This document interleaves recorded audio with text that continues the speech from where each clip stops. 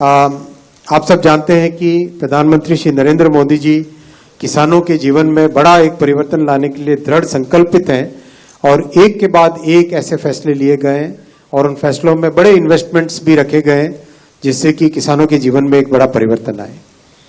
और आप ये भी जानते हैं कि एनडीए की और भारतीय जनता पार्टी की हमेशा से एक राजनीतिक सोच रही है, एक गवर्नेंस का मॉडल रहा है कि जो अंतिम छोर पे है, चाहे वो व्यक्ति हो, चाहे परिवार हो, चाहे जिला हो, चाहे कोई भी क्षेत्र में जो अंतिम छोर पर है उनको कैसे ऊपर लेके आए।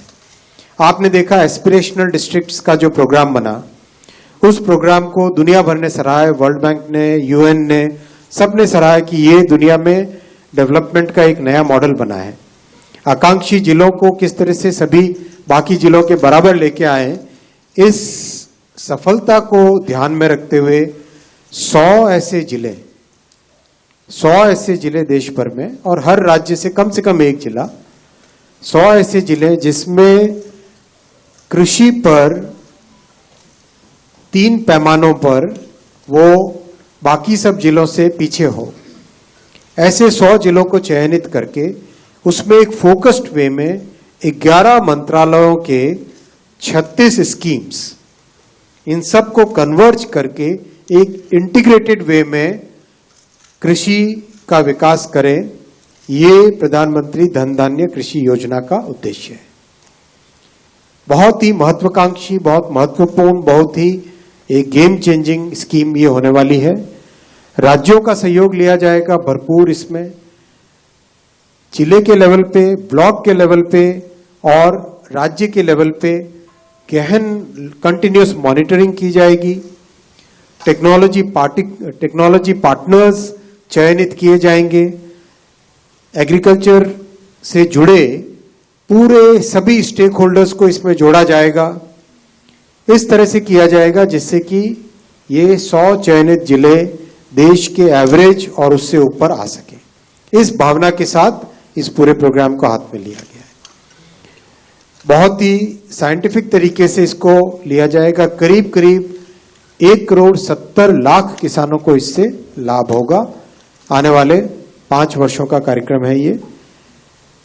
2025-26 के 6 वर्षों का कार्यक्रम है, माफी चाहता हूं। 6 वर्षों का कार्यक्रम है। 2025-26 के फाइनेंशियल ईयर से स्टार्ट होगा। अगले इसी जुलाई का महीना चल रहा है, अगले महीने के अंदर ही कई इसके इंप्लीमेंटेशन के स्टेप्स चालू हो जाएंगे। 5 बड़े उद्देश्य इस कार्यक्रम के रखे गए हैं। एग्रीकल्चर प्रोडक्टिविटी कैसे बढ़ाना, सबसे पहला। दूसरा, क्रॉप डाइवर्सिफिकेशन और सस्टेनेबल एग्रीकल्चर प्रैक्टिसेस कैसे लाना। तीसरा, पोस्ट हार्वेस्ट स्टोरेज जो कि पंचायत और ब्लॉक लेवल पे क्रिएट करनी है, उस पर ध्यान देना। चौथा, इरिगेशन, सिंचाई की फैसिलिटीज को बढ़ाना और उसमें भी साइंस एंड टेक्नोलॉजी का उपयोग करके, जैसा आपने कुछ समय पहले एक इरिगेशन का कैबिनेट का फैसला देखा था, किस तरह से टेक्नोलॉजी का उपयोग करके अधिक से अधिक फसल उगाई जा सके कम से कम पानी के खर्च पर, और कम से कम पानी से अधिक एरिया को कवर किया जा सके, वो सब टेक्नोलॉजीज का इसमें उपयोग भी किया जाएगा।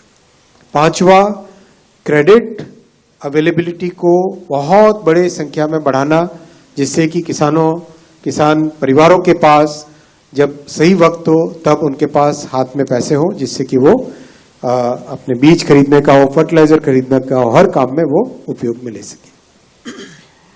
जैसा मैंने आपको बताया, इसमें हर जिले का एक मास्टर प्लान तैयार किया जाएगा।